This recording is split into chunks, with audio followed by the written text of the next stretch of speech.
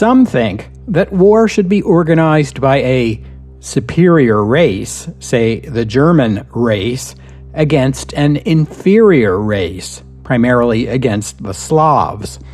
That only such a war can provide a way out of the situation, for it is the mission of the superior race to render the inferior race fruitful and to rule over it. What may be the result of that? It is well known that ancient Rome looked upon the ancestors of the present-day Germans and French in the same way as the representatives of the superior race now look upon the Slav races. But what was the upshot of this? The upshot was that the non-Romans, i.e. all the barbarians, united against the common enemy and brought Rome down with a crash.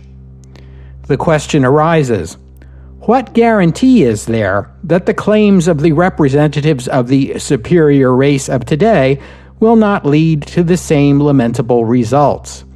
What guarantee is there that the fascist literary politicians in Berlin will be more fortunate than the old and experienced conquerors in Rome?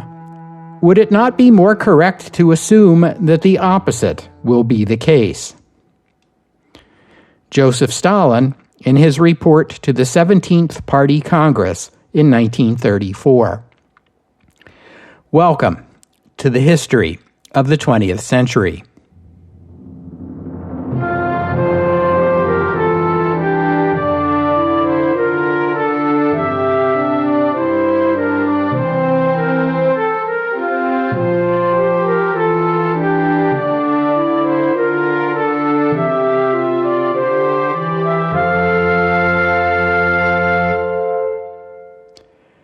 Episode 313. What guarantee is there? It's been a while since I've talked about the Soviet Union. That was back in episode 275, and a lot has happened in Europe since then, so let's check in and see how Russia is dealing with it.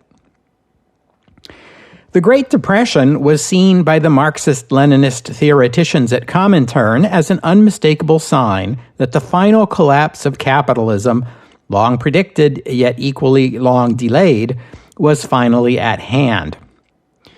In Germany, the country with the second largest Communist Party, the Communists refused to make common cause with the Social Democrats, deeming lukewarm leftists a bigger impediment to the revolution than the political right. Alas, the ascendance of Adolf Hitler led to the rapid and brutal destruction of the socialist movement in both its lukewarm and boiling hot varieties. The good news is no leftist movement will ever make that miscalculation ever again. In Moscow, Comintern responded to this disaster by reversing its policy and encouraging communist parties in other countries to work in coalition with other left-leaning parties to oppose fascism, and possibly even bring about socialism through the democratic process. Who knows? It could happen. In the U.S., the Communist Party dropped its opposition, supported Roosevelt and the New Deal, and tried to build a coalition with the Socialist Party.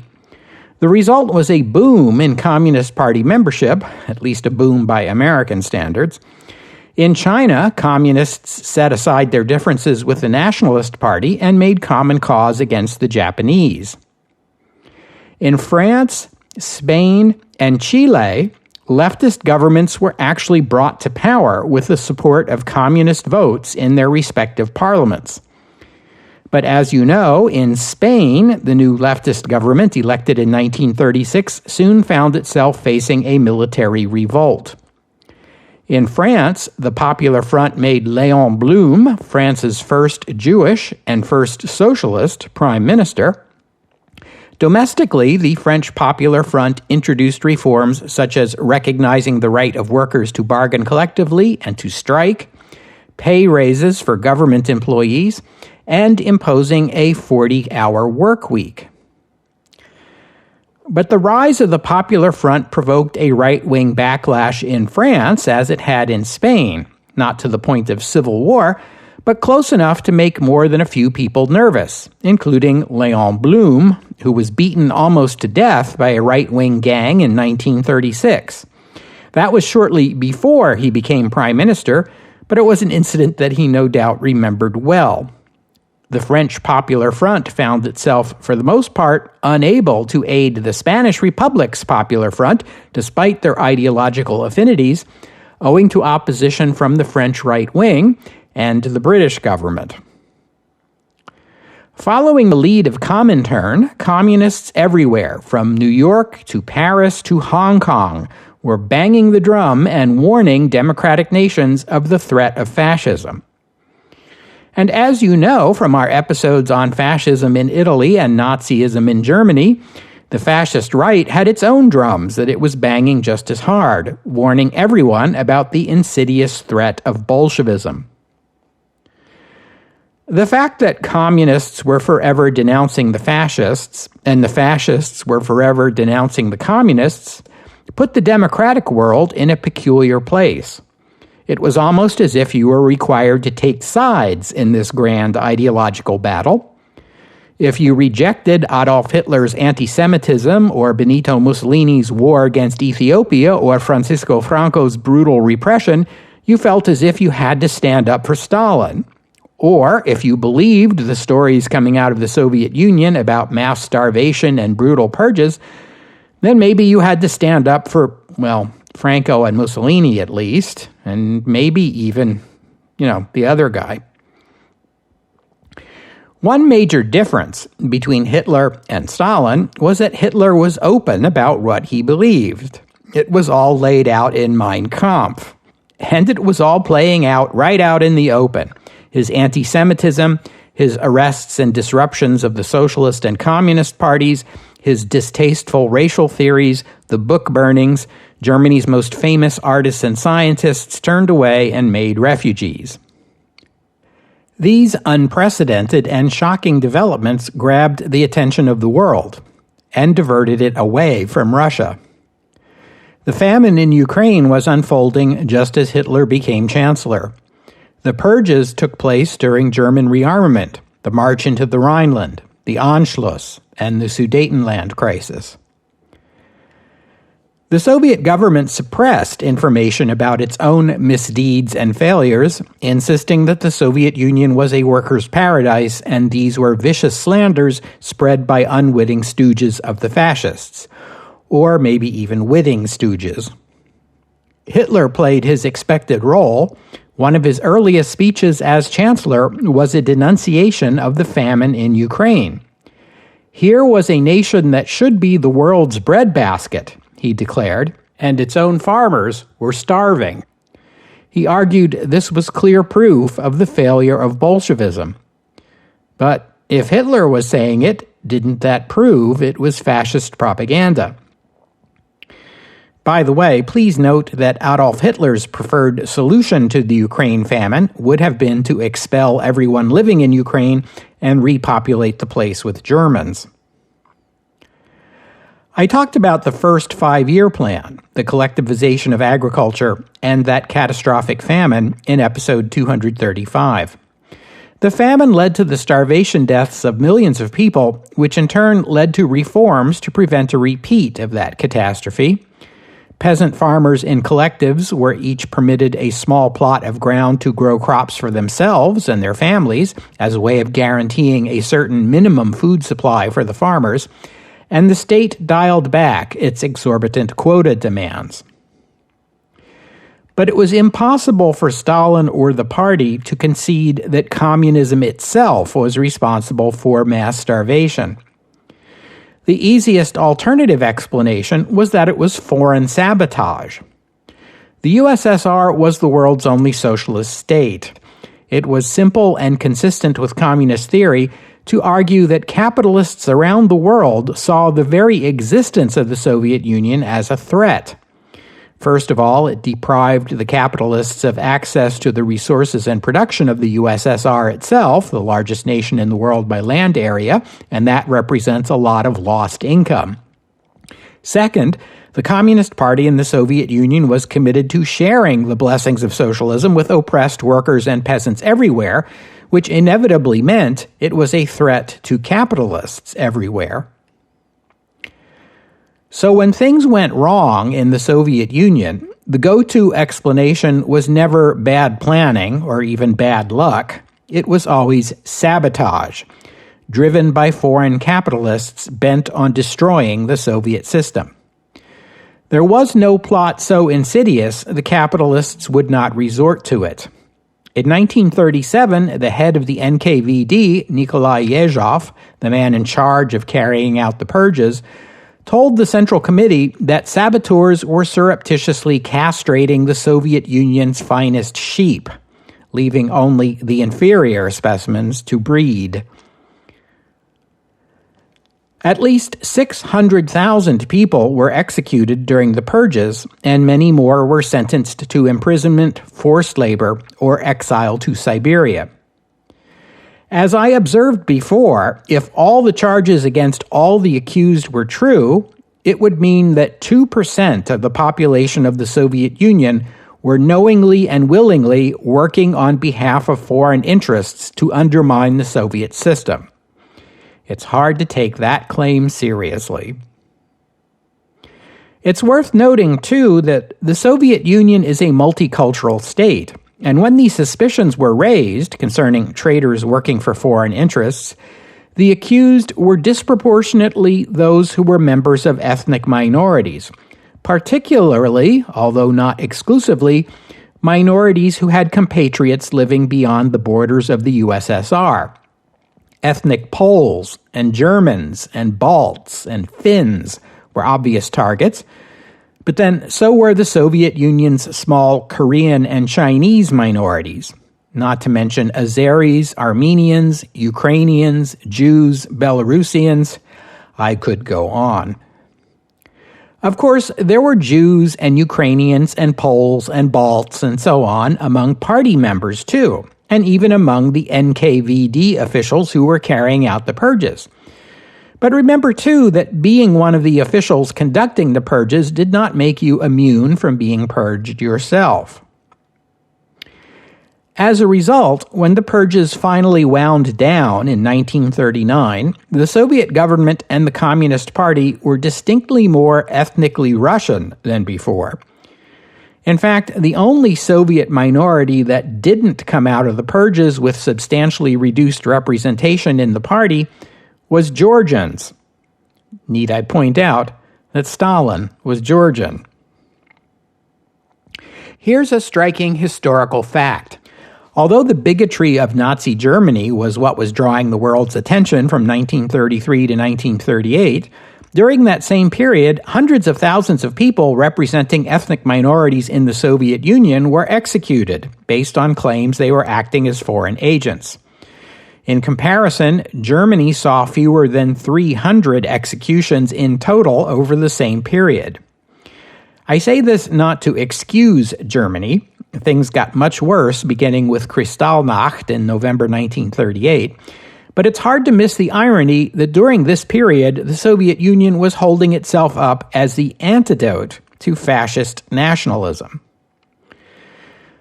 Just to give you an example of that, in 1936, the film Tsirk, or Circus, was released in the Soviet Union. It was written and directed by Grigory Alexandrov, based on stage play by Soviet writers and satirists Ilya Ilf and Yevgeny Petrov. You may recall I previously mentioned this pair in connection with their 1928 satirical novel, The 12 Chairs. Circus was a musical comedy drama about an American circus performer named Marion Dixon. The film opens with Dixon, who is white and played by Soviet actress Lyuba Orlova, Alexandrov's wife and one of the Soviet cinema's biggest stars, with her fleeing a lynch mob with her infant son, who is black. Presumably, the child's father died at the hands of this same mob. A German theatrical agent, who bears a striking resemblance to Adolf Hitler, helps her escape from the United States, but abuses and exploits her.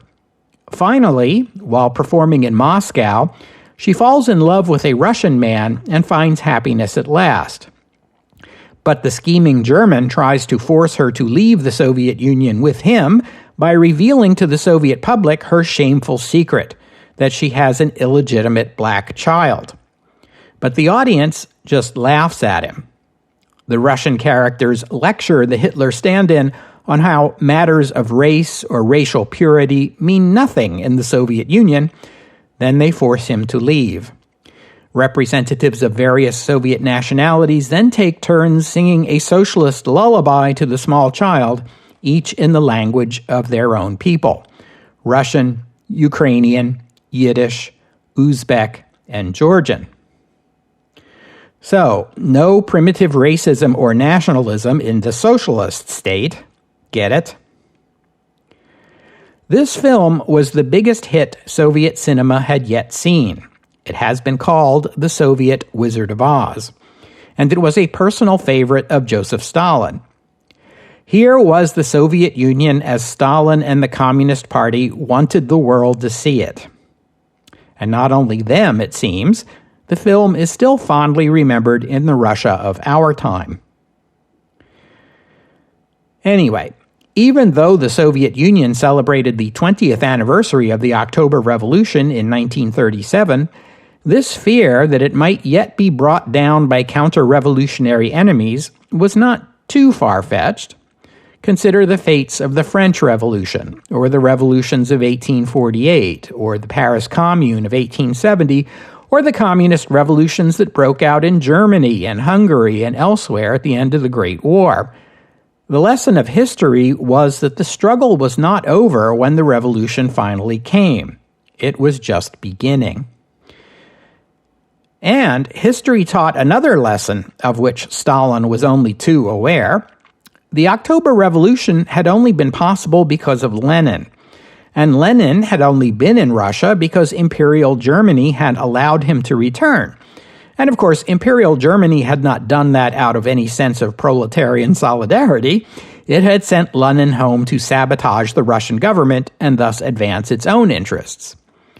The Soviet Union had many foreign enemies, and Stalin might have been the Lenin of today, as the slogan of the time asserted, but Stalin worried that, in fact, Trotsky might be the Lenin of today, in exile, but waiting for the right moment when some imperialist or capitalist or fascist government sent him home to do to Stalin what Lenin did to Kerensky.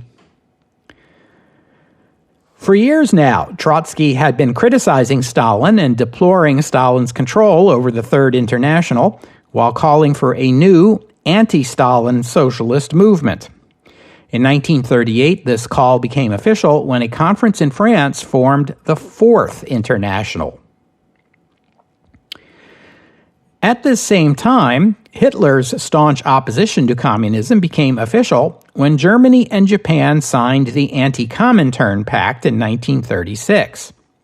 Under the terms of this pact, Germany and Japan would work together to oppose the spread of communism by sharing information about international communist activities and coordinating anti-communist operations. The beauty of the Anti-Comintern Pact from the German point of view was this. The 1935 agreement between France and the Soviet Union revived the old alliance that had contained Germany in the old days by threatening it with a two-front war. The Anti-Comintern Pact now turned the tables. It implicitly threatened the Soviet Union with a two-front war should it make aggressive moves against either Germany or Japan. Italy would join the Anti-Comintern Pact in 1937. Spain and Hungary would join in 1939.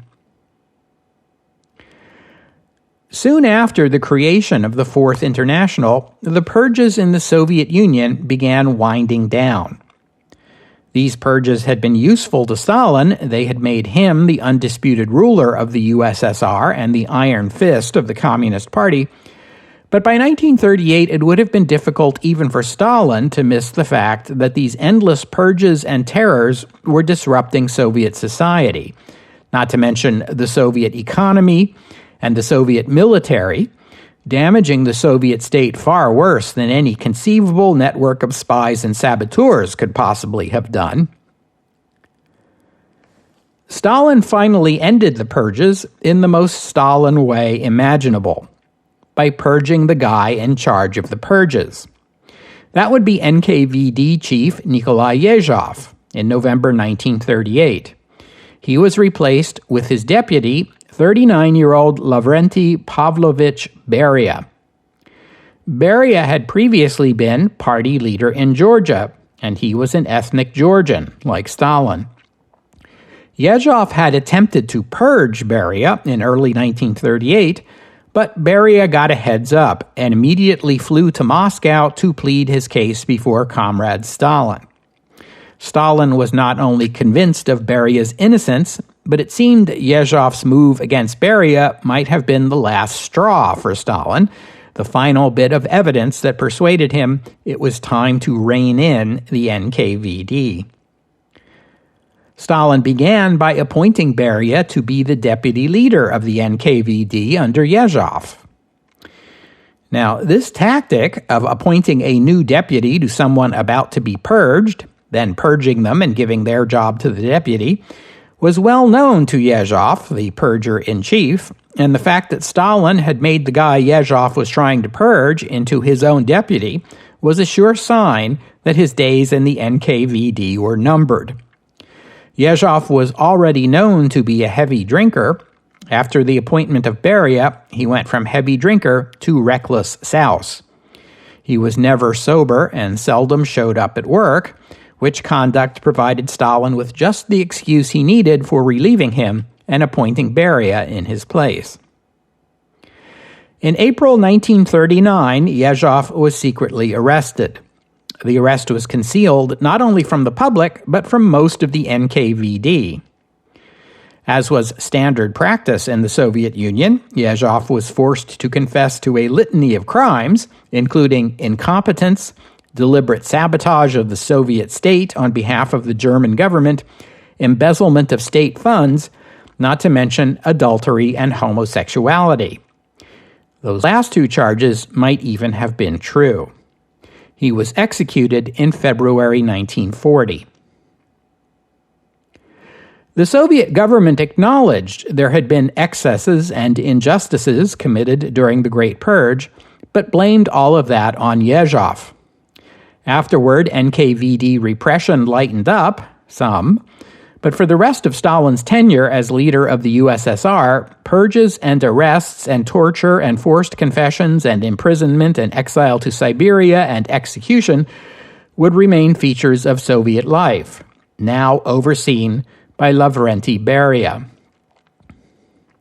Beria would remain head of the NKVD until Stalin's death in 1953, giving him the longest tenure as head of the secret police in the USSR's history, and also making his one of the most infamous names in Soviet history, second only to that of Stalin himself.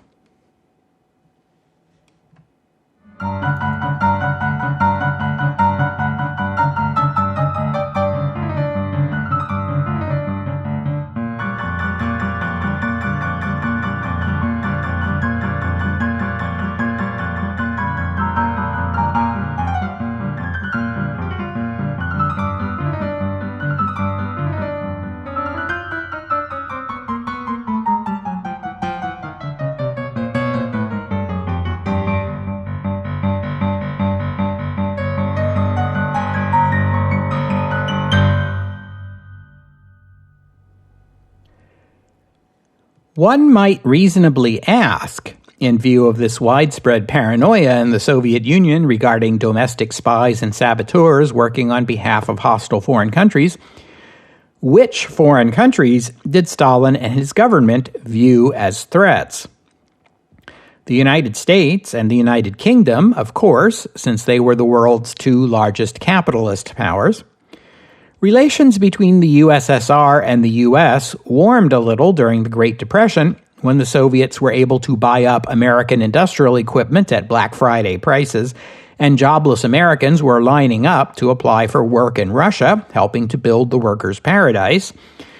But as the American capitalist machinery recovered, relations became strained once again. France was just another imperialist capitalist power. Italy was a fascist state that arrested communists. But the nations Stalin and his government saw as the biggest threats were Poland, Germany, and Japan. Poland, Germany, and Japan. It is likely not a coincidence that these are three countries that defeated Russia on the battlefield at one time or another in the 20th century. On the other hand, you might be surprised to find Poland included on this list. I mean, Germany and Japan, sure, but Poland? Nazi Germany was vocally anti-communist, but in 1938, Germany and the Soviet Union did not share a common border.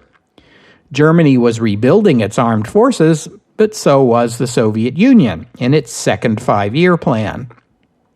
Most important, Germany had a lot of potential enemies, including Britain and France. How could Germany represent a threat to the USSR? The Germans would have to attack Poland first, and maybe Czechoslovakia as well, which would surely draw the British and French into the conflict, since France had formal alliances with both Poland and Czechoslovakia. It was hard to imagine Germany taking on another two-front war after their experience in 1914.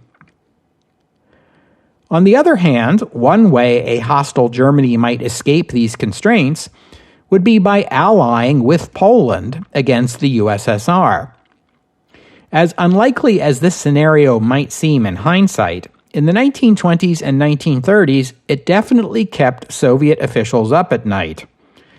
Poland had won a war against the USSR in 1920, episode 180, and it still held a chunk of territory in the east where the inhabitants were mostly Belarusian or Ukrainian and not Polish. It had also aided Ukraine in that country's unsuccessful war for independence, and during the 1920s, Poland hosted Ukrainian freedom fighters on its territory, fighters who planned for the day when they would return to liberate their homeland. On the Polish side, although they were hosting these Ukrainian rebels, the Polish government fully understood the risks of poking the bear. Poland's foreign policy during the Jazz Age was based on a realistic appraisal of the nation's geography, wedged as it was between Germany and Russia, two nations historically hostile to Polish independence. And so Poland sought amicable but arm's-length relations with both countries. Hostile toward neither, but not too friendly to either one, lest the other take umbrage. But it takes two to tango, and as you already know, throughout the 20s and early 30s, Germany would not recognize Poland or Poland's borders, and trade between the two countries was limited. The USSR did have diplomatic relations with Poland, but these were often strained. In 1927, as the USSR and Poland were in the middle of negotiating a non-aggression agreement, the Soviet ambassador in Warsaw, 38-year-old Pyotr Lazarovich Voykov, was shot and killed by a 19-year-old anti-communist Russian living in exile in Poland named Boris Safronovich Koverda. He told police afterward that he had murdered Voykov to avenge Russia. Voykov had taken part in the decision to execute the Russian Emperor Nikolai II and his family back in 1918. In 1927, it was widely believed that Voykov had actually been one of the executioners. That was not true, but young Koverda probably believed it was. The Polish government expressed its condolences to the family and to the Soviet government and prosecuted Koverda for murder. But despite the Polish government's official position, the Polish public applauded the killing and pressed for leniency for the killer. A Polish court tried Koverda and sentenced him to life in prison. Polish President Ignacy Mościcki commuted the sentence to 15 years. He was eventually released in 1937 after just 10 years in prison. The Soviet government was sufficiently displeased with Koverta's light sentence and the way so many Poles were treating him as if he were a hero to break off those negotiations. They finally resumed 4 years later in 1931, I'll tell you why in a minute, and this time led to the signing of a Soviet-Polish non-aggression pact in 1932. The existence of a non-aggression treaty between Poland and the Soviet Union was a cause for concern in Germany. And as you already know, in 1934, the Hitler government surprised a lot of people by signing its own non-aggression declaration with Poland. The agreement between Germany and Poland was useful for German propaganda purposes. Hitler liked to point to it whenever he was accused of preparing for war, which happened frequently. From Poland's point of view, it now had non-aggression agreements with both of its larger neighbors and a security guarantee from France, so Poland was feeling pretty confident after 1934. Perhaps too confident. For starters, the German-Polish non-aggression agreement was viewed with suspicion in Moscow. There was nothing wrong with the agreement itself, but the Soviets wondered if perhaps it included a secret anti-Soviet alliance. In fact, it didn't, but it might have. Treaties with secret terms were a staple of old-school diplomacy. Remember how Woodrow Wilson wanted to outlaw secret treaty agreements at the Paris Peace Conference. In 1930, Maxim Litvinov was appointed People's Commissar for Foreign Affairs. That is to say, the Soviet foreign minister. We've met Litvinov before, but let me introduce him formally. He was born Meir Henoch Wallach on July 17, 1876, to a Jewish Lithuanian family in Bialystok, in what was then the Russian Empire. He was discharged from the Russian army in 1898 after refusing an order to shoot striking workers, and afterward joined the Russian Social Democratic Labor Party. You'll recall that party membership was illegal in Russia, and so he adopted Maxim Litvinov as a pseudonym. He was arrested, served time in prison, escaped, and fled to the West, where he lived as a revolutionary exile in Switzerland, France, and finally Britain. In the course of his exile, he hobnobbed with Lenin and Stalin and other Russian socialist leaders. He was present at the London Conference in 1903 when the SDLP split into its Bolshevik and Menshevik fashions. Litvinov sided with Lenin and the Bolsheviks, meaning he was as old a Bolshevik as an old Bolshevik could be. He lived 10 years in Britain and married a British woman named Ivy Lowe. After the revolution, Litvinov became a deputy commissar of foreign affairs under Georgy Chicherin, whom we've also already met, and then commissar himself in 1930. Litvinov was a committed Bolshevik, but he was also a believer in normalizing the Soviet Union's relations with the rest of the world. Because Stalin had known him for a long time, and his Bolshevik credentials were unimpeachable, Stalin trusted him and gave him considerable leeway in conducting Soviet foreign policy. In 1933, Litvinov scored an important diplomatic win in normalizing the Soviet Union's relations with the United States. I told you that story in episode 290. Litvinov supported the Kellogg-Briand Pact and Soviet membership in the League of Nations. And Litvinov had been instrumental in restarting those peace talks with Poland, the ones that led to the 1932 Polish-Soviet Non-Aggression Pact. The peace agreement with Poland left Germany and Japan as the two biggest threats to the USSR. Litvinov accepted the Wilsonian principle of opposing aggression through collective security agreements and sought to build collective security agreements with the Western powers as a way of containing Germany and Japan. In 1935, Litvinov secured a treaty with France. If you think back to the early days of the podcast, you will recall that the Franco-Russian alliance of 1894 helped keep Germany restrained for 20 years by threatening to meet any German aggression with a two-front war. That agreement was broken by the Bolsheviks when they quit the war in 1918. A revival of the agreement could potentially restrain Germany once again. But this agreement was not embraced by the French nearly as enthusiastically in 1935 as it had been in 1894, for one big reason. Russia was a communist state now. French Foreign Minister Pierre Laval, among others, had reservations about this agreement. It might one day force France to go to war to defend the Soviet Union, the very same revolutionary state that had betrayed France during the last war, not to mention their support for the French Communist Party and explicit calls for worldwide revolution. In the end, the agreement with the Soviet Union was made contingent on the Locarno agreements that France had signed with Britain and Italy, which meant that the mutual assistance pledged by the treaty would only come into force if the British and the Italians also agreed. Still, the threat was out there, and it might restrain Germany a little bit, maybe? Although, as you'll recall from episode 286, when Hitler ordered German soldiers into the Rhineland, he used the Franco-Soviet agreement as his justification, so there's also that.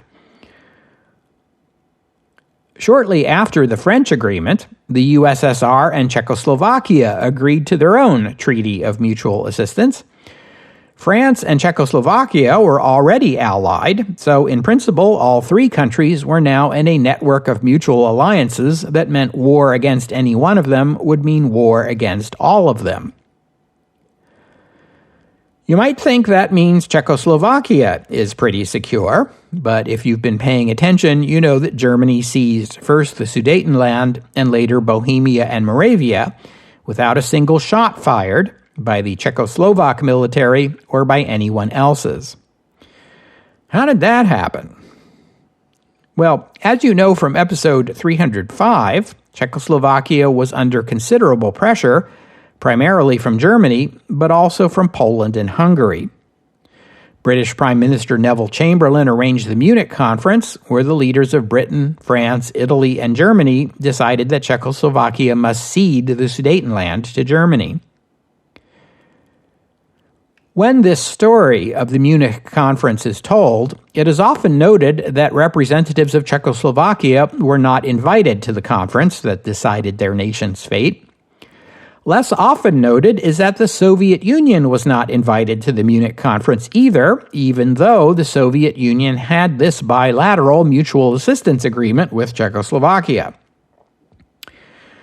Now, since the Soviet Union was not a party to the Munich Agreement, it could have chosen to uphold its treaty obligation and take military action in defense of Czechoslovakia.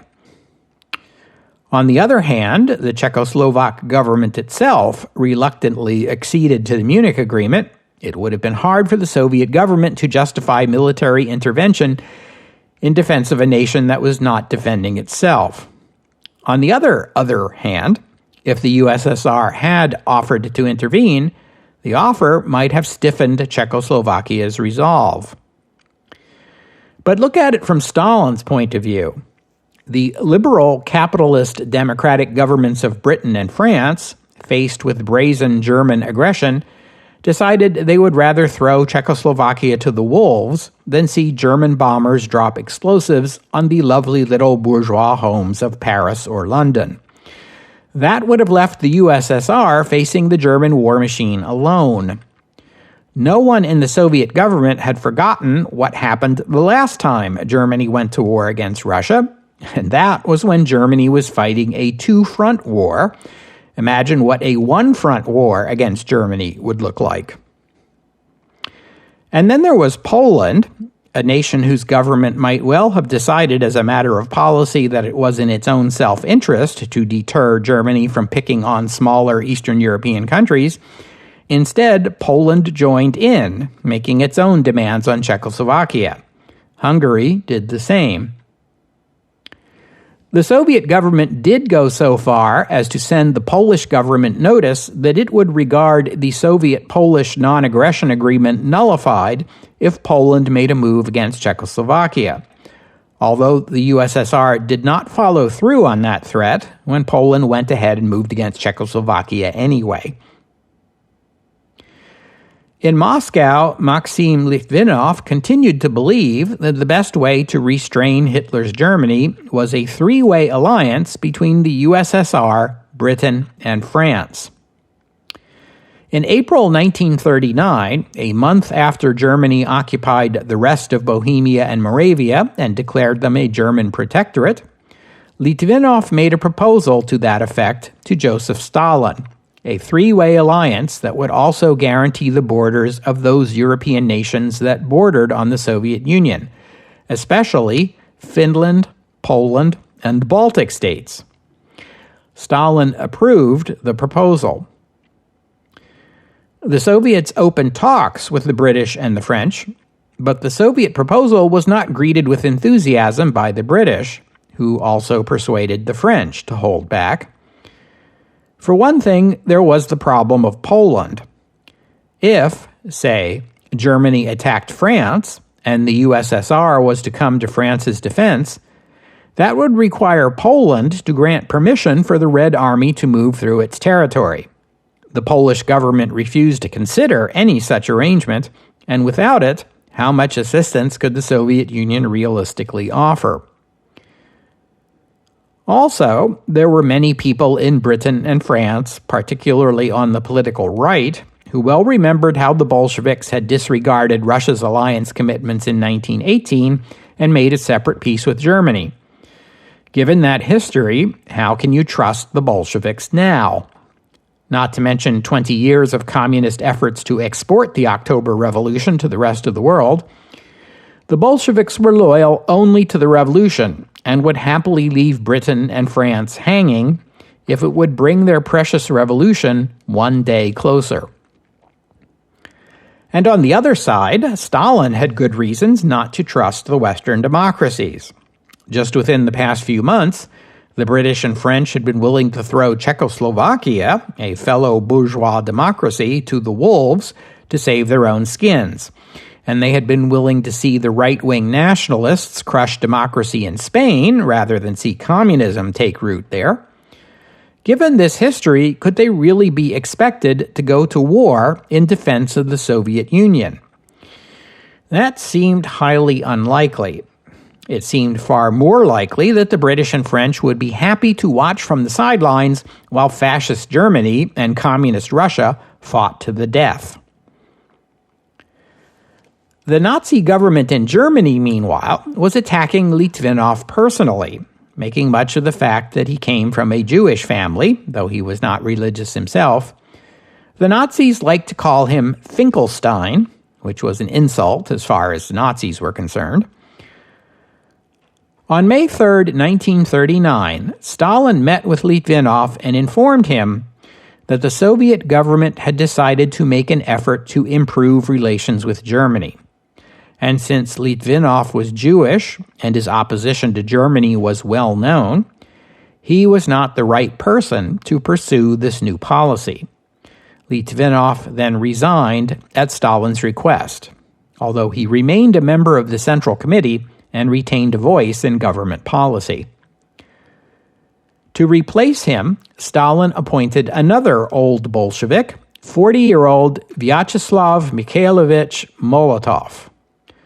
Molotov had served as chairman of the Council of People's Commissars, making him effectively the prime minister of the Soviet Union since 1930. Now he would serve as foreign minister. Stalin would take over the premiership himself. And so in May, after this reshuffle took effect, the Soviet government inquired of Berlin whether the German government would be willing to discuss a non-aggression agreement.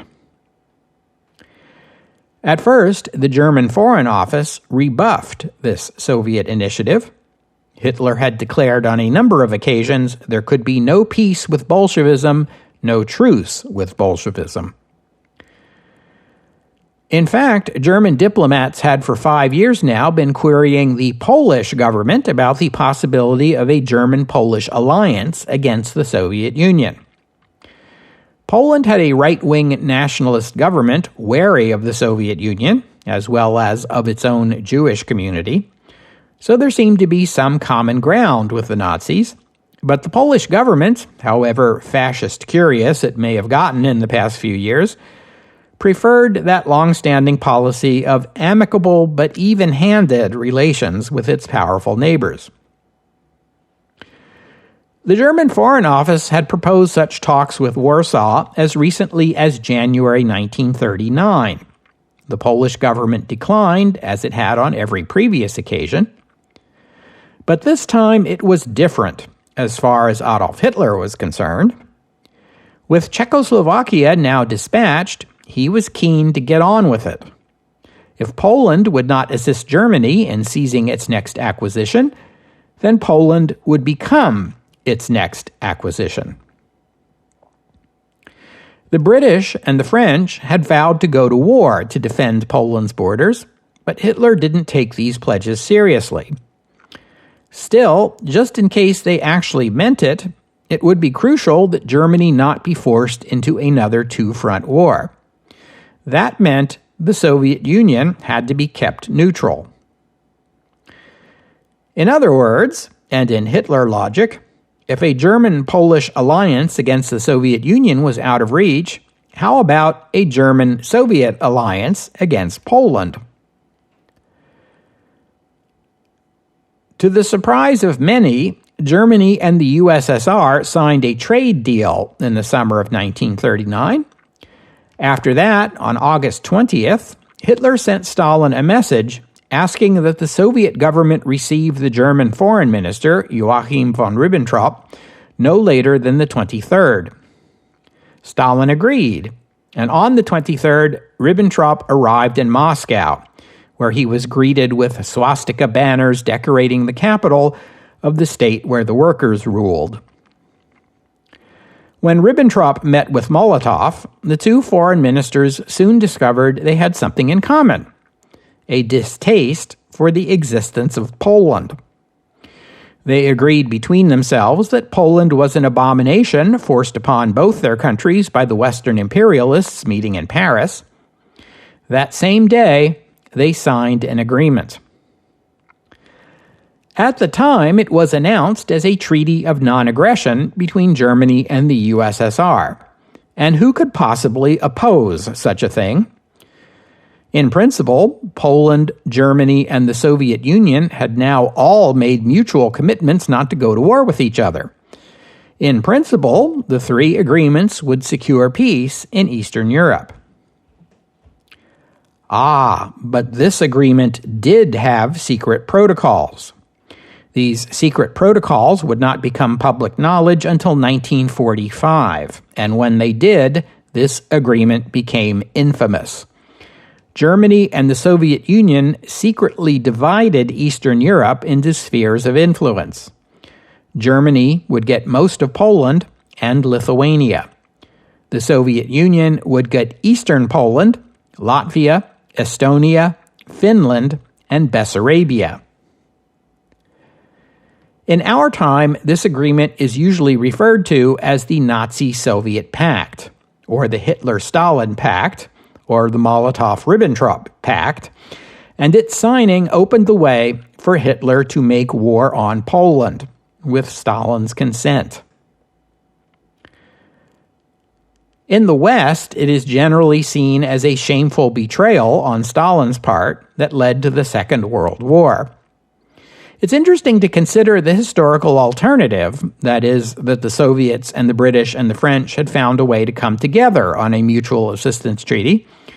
Certainly, the history of Europe in this time would have played out much differently, and probably for the better, not least for Britain, France, and the Soviet Union. Alas, the three countries could not overcome their mutual distrust. Keep in mind that Hitler never really believed Britain and France would go to war over Poland.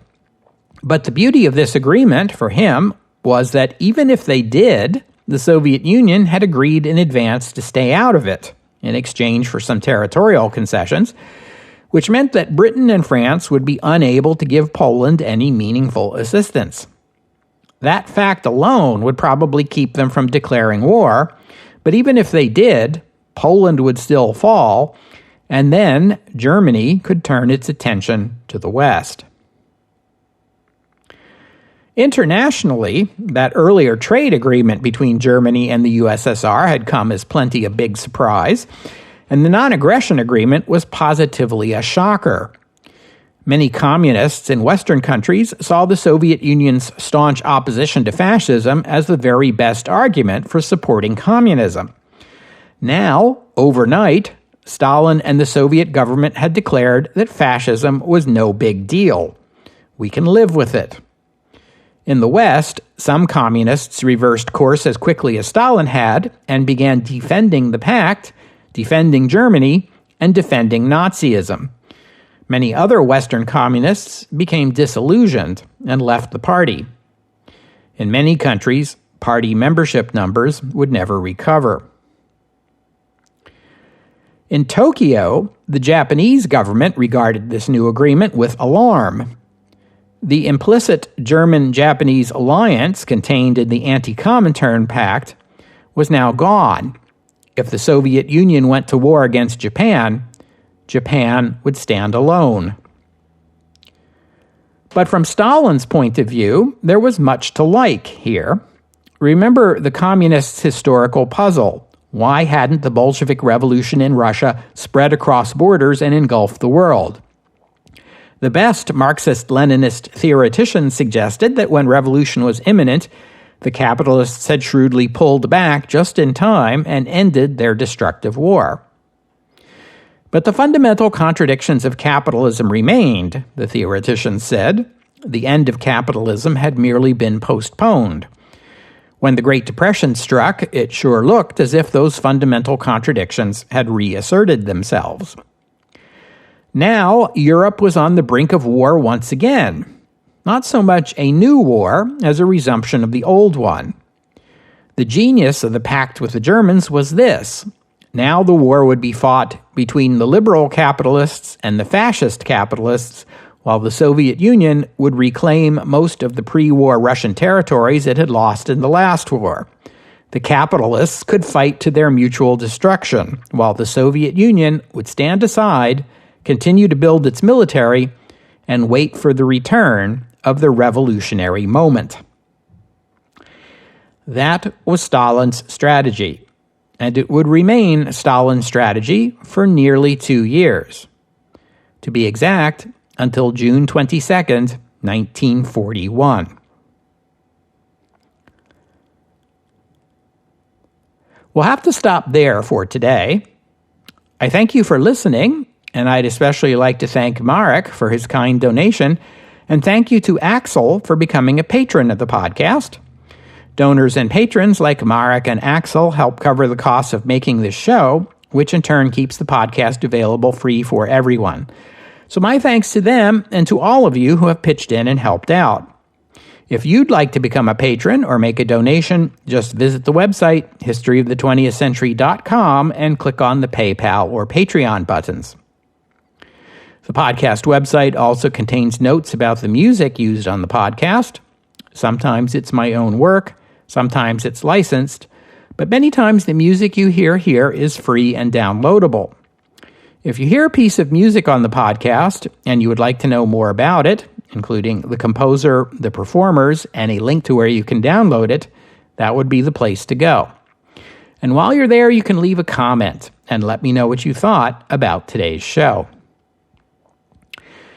And I hope you'll join me next week here on the History of the 20th Century as we continue this story thread. With the threat from the Soviet Union eliminated, Adolf Hitler promptly leads his nation into another international confrontation, this time over the Polish corridor, and the Nazi id is unleashed. Here we go again, next week, here on the History of the 20th Century. Oh, and one more thing. in that 1936 Soviet film Circus that I told you about earlier, the young child at the center of the story was portrayed by 3-year-old James Lloydovich Patterson. His father, Lloyd Patterson, was himself just 22 years old in 1932 when he traveled to the Soviet Union along with Langston Hughes and a group of other African Americans to participate in a joint Soviet-German film project titled Black and White, which was meant to examine racism in the United States. That film never was made, and most of the Americans returned home. But Lloyd Patterson had fallen in love with an ethnic Ukrainian Soviet artist named Vera Ippolitovna Aralova. They had 3 sons together. The eldest, born in 1933, was James Lloydovich Patterson. His appearance in Circus in 1936 made him famous, and he would remain the most famous black Soviet citizen in the USSR. His father, Lloyd, also appeared in a Soviet film that same year, Tom Sawyer, adapted from the book by Mark Twain. Alas, Lloyd Patterson was injured by a German bomb in Moscow in 1942 and subsequently died from his injuries at the age of just 32. Young James grew up a member of Komsomol, the Communist Youth League, and attended a naval academy in Riga, graduating in 1951 and receiving a commission in the Soviet Navy. He served as a submariner in the Black Sea Fleet from 1955 to 1960. While he was serving in the Navy, he began writing poetry. His first book of poems, Russia, Africa, was published in 1963. James Patterson left the Navy to study at the Maxim Gorky Literature Institute in Moscow and published a number of books of poetry and prose over the next 20 years. He remained close to his mother and his brothers, and he kept in touch with his American relations, visiting the USA frequently. He also remained on close terms with Lyuba Orlova, the actor who had played his mother in Circus. Orlova and Patterson performed together on tour. She sang, he read selections from his poetry. After the dissolution of the Soviet Union, and with his mother in poor health and circumstances in Russia difficult, James Patterson and his mother emigrated to the United States. He took care of her while still writing poetry in Russian and in English. His mother, Vera Aralova, passed away in 2001 at the age of 90.